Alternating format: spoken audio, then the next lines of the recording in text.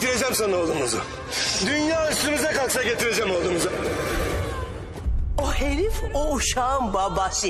İsteseniz de istemeseniz de babası. Keşke Keşke.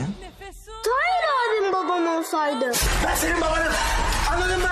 Bunu kabul et. Anladın mı? Yeter. Kabul et. Bırakır mıyım ben oğlumu o itin eline? Alacağız oğlumuzu. Sen şimdi oğlum diyorsun ya, benim içimi yeniden umut kaplıyor. Kim ne derse desin Nefes. Ben o çocuğun babasıyım.